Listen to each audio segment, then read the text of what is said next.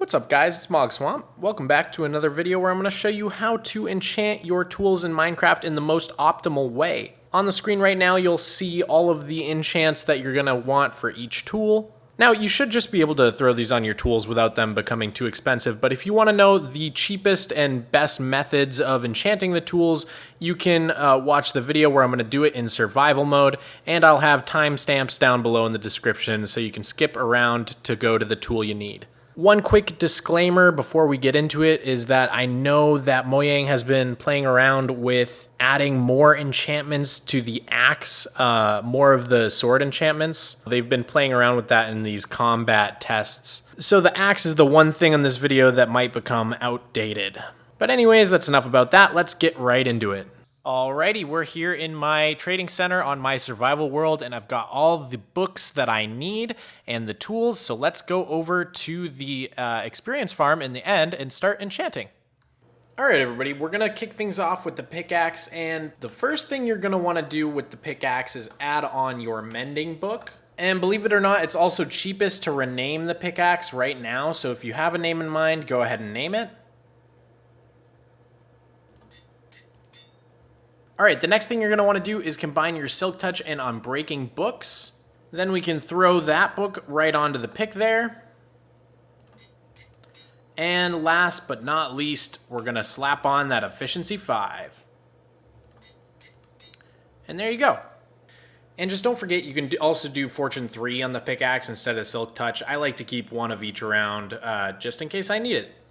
Alright guys, next up we're going to do the shovel. This is actually super similar to the pick, exact same process, so we're going to go ahead and throw on our mending book to start, and go ahead and rename the shovel now if you're going to do it.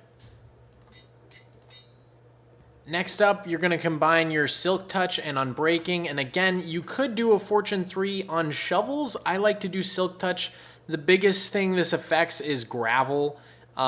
Fortune will make it more likely that you get flint, but because gravel is a little bit more rare on the flat world especially, I always put Silk Touch on.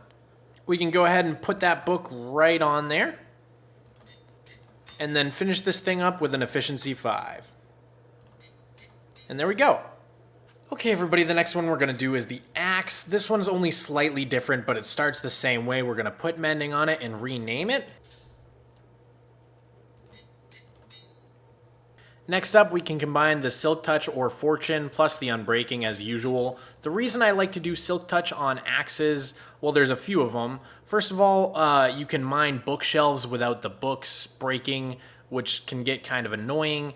You can also use it to get mushroom blocks, which is super useful. When you grow a huge mushroom, it's the only way to get the different mushroom blocks is with Silk Touch. And last but not least, this is a pretty small one, but campfires actually break unless you have Silk Touch on, and the axe is the best item to use to break campfires. So we can combine those two books and throw them straight onto the axe. Now here's where it differs a little bit. We're actually going to add sharpness onto the axe as well, so take your Efficiency 5 and your Sharpness 5 and combine those together. And once that's all done, you can go ahead and add that book onto your axe. And this is all finished. And just again, like I said in the beginning of the video, keep in mind that this is the most likely tool to get enchantments added to it in the near future. So if you're watching in the far away future, check to see that Mojang hasn't added more enchantments that you can add onto the axe.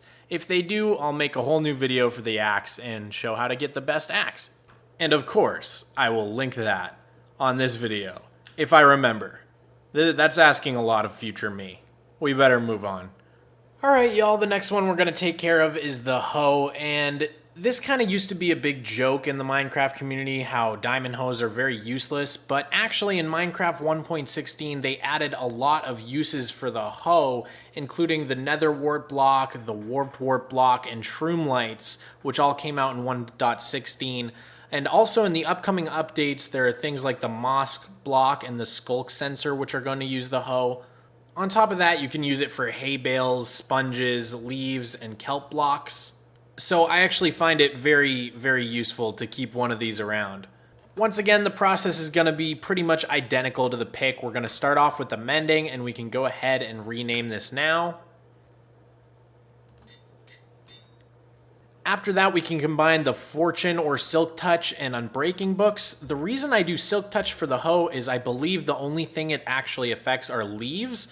If you want to chop down leaves real fast and get more saplings, you can put on the Fortune.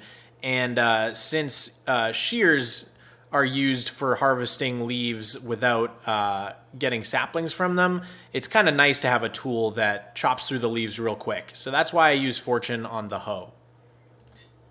So we can go ahead and put that book right on there. And then to finish it off, we'll put that efficiency 5.